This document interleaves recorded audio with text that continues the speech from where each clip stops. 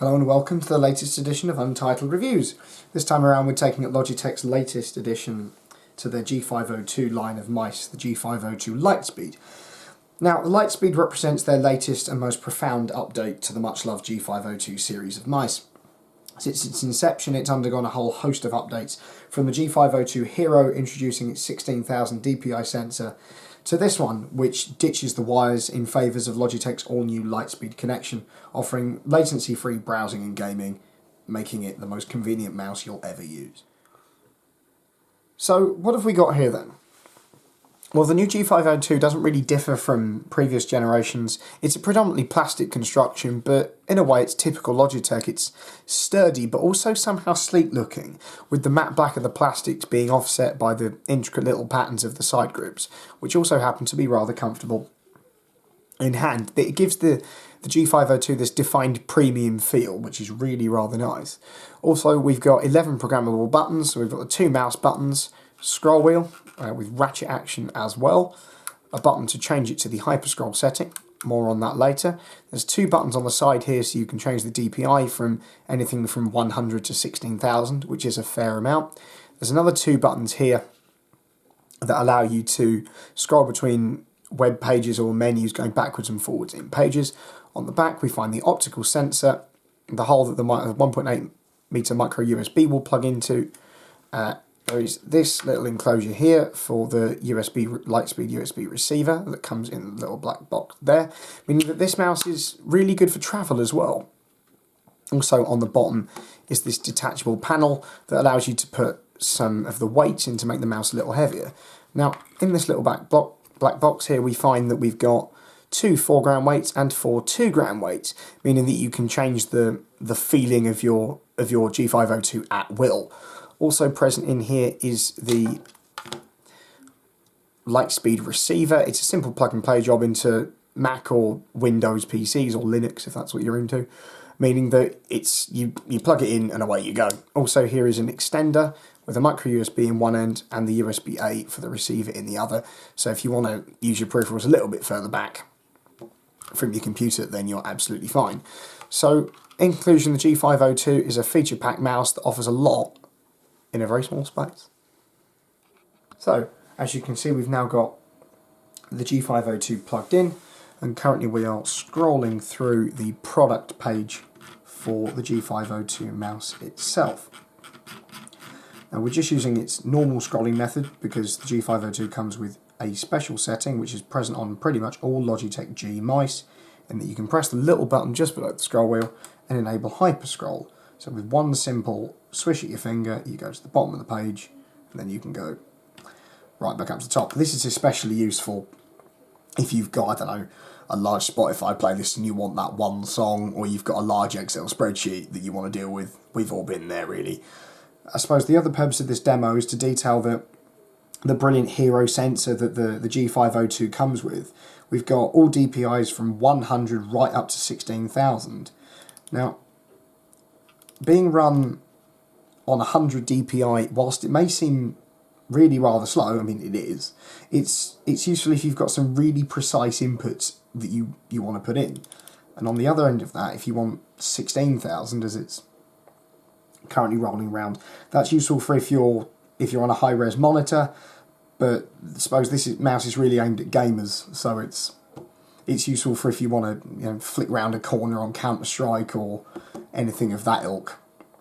And so with the G502 itself, you're in safe hands with this, because in a previous incarnation this was the world's highest DPI mouse with the old 12,000 DPI sensor.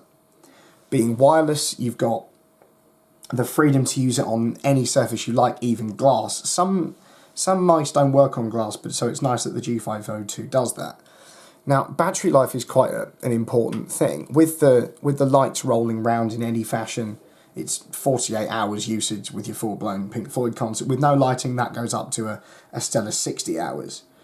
With regards to charging, Logitech do offer a power play mat to give you the option for wireless charging, so you never have to plug in a lead again. It's better for usability, but that usability comes at the premium of £77, which is a fair amount of money. It's over half the price of the RRP of the G502 at 130 quid.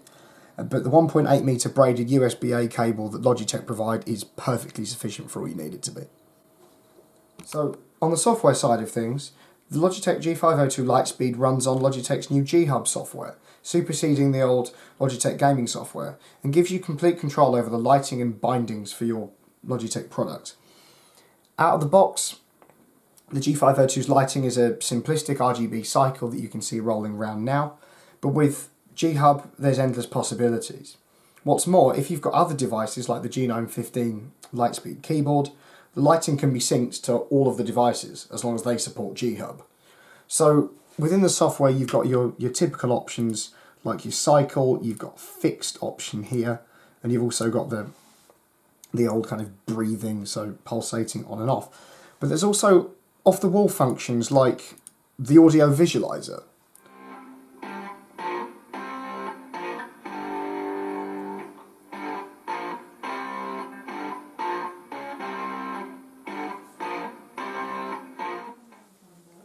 So, as well as the lighting settings, G-Hub also features two other pretty nifty programmable functions.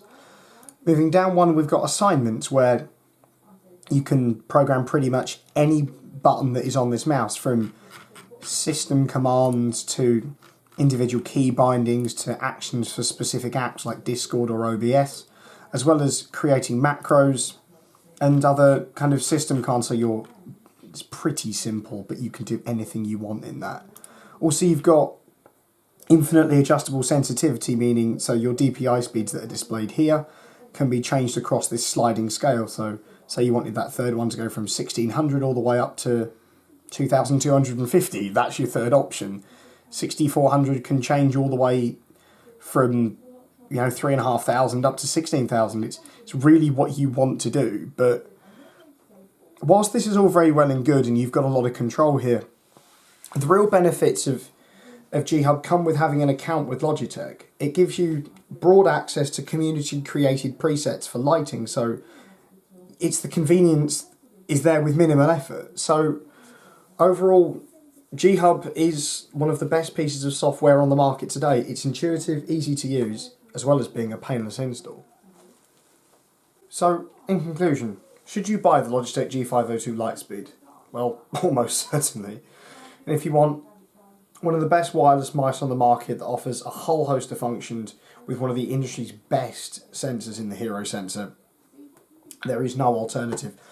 And the only real problem I've got with it is its cost. I mean, on the surface, its wide brother is 50 quid less. That retails for around £80. So, whilst the G502 may seem a little bit overpriced just for the freedom that you get with it, that's my only little niggle, but otherwise, go out and buy it. It's wonderful.